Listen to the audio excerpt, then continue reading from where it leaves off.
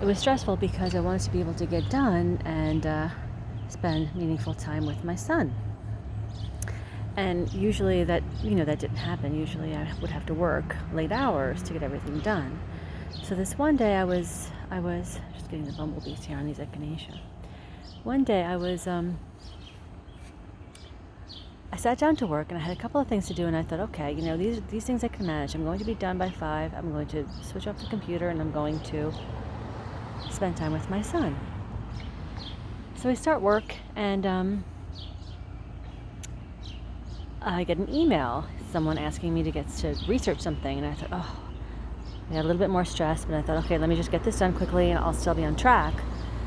So I get that done and I get to work, and then I get another email. Can you research something else? And I thought, forget it. I just can't do this. I can't get it all done in time. And I had gotten myself a bowl of frozen strawberries. And I was eating the frozen strawberries, and suddenly the energy in the room shifted and everything just changed. It was a shift that I couldn't really put my finger on, but it was almost as if time was no longer passing. I felt like I was in a state of timelessness. And it was more than just being present. I've been present many times in meditation. It was not that. It was different. It just felt like time. I was in a space of no time. And everything was like super, super calm suddenly. And I had been eating a strawberry and the frozen strawberries, and I was so stressed when I was eating them that it was almost painful. It was like I was eating frozen, flavorless blocks of ice. And when I was in this state of timelessness, suddenly, and there was a teeny tiny little bit of strawberry still in my mouth, and I tasted it, and it tasted like the most amazing, intense strawberry flavor. And it wasn't just an intense strawberry flavor, it was effervescent in my mouth. I mean, it was like the most joyful thing ever. I was just in awe of the joyfulness of the strawberry. And I became aware of the entire life of the strawberry. I felt an awareness of that, all of the hands that touched the strawberry all along the way. I felt an awareness of the people who developed the seeds to put into the ground, the hands that picked them, the water that fed them, the soil they grew in. I tasted all of it. And I had an awareness that all the processing along the way, the picking, the packaging, the freezing, the shipping, putting them in the store, and placing them on the shelf, none of it changed one single cell of that strawberry. And I understood the strawberry to be a miracle placed here for us. It was just the absolute most joyful thing I had ever experienced. And so I was still, once the strawberry was down, I thought, is this still going on? Is this still happening? And I wasn't sure, and I had a bottle of water on my desk, so I took a sip of water to see what would happen, and the same thing happened with the water. When I took a sip of water, it felt like a tiny little cloud melting in my mouth, and I could feel the rain that it had come from. I could feel the rocks that it had gone over. I could taste it all.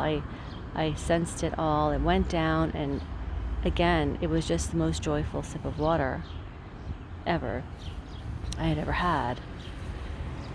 And so in that moment, there was kind of a pause. I knew something was going on, and the energy shifted again. And I had no idea. I just no idea what the heck it was. And I was like, you know what? I am maybe, all different kinds of ideas came to my mind. I thought, who knows? Maybe I'm having a heart attack. Maybe I'm having a stroke. Maybe aliens are going to come and abduct me or something. All of these thoughts came to me, and for a second I thought I should probably leave because I don't know what's going on, and I have a son and I need to be here to be his mommy. I can't, I can't be reckless with my behavior. But at the same moment, I knew I could not leave. I had to know what this was. I absolutely had to know what was going on. Somewhere inside, I knew it wasn't anything negative. I knew it was so joyful. It had to be something amazing.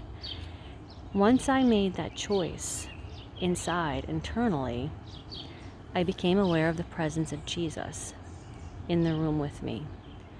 He was standing, the presence was standing, the energy, I should say, was standing to my left. It wasn't anything I saw, it was just, I was aware of an intense energy standing to my left. If I had to describe the shape of the energy, and don't ask me how I know what the shape was without seeing it, but somehow I was aware that it was like a long, slender, if this person were a man in a human body, it would have been like a tall, slender man. And it felt like the energy of fire, like an intense fire with energy just emanating way out from his body, but without fire and without heat. It wasn't painful, but it was just that intense. And I was also aware that the energy was healing.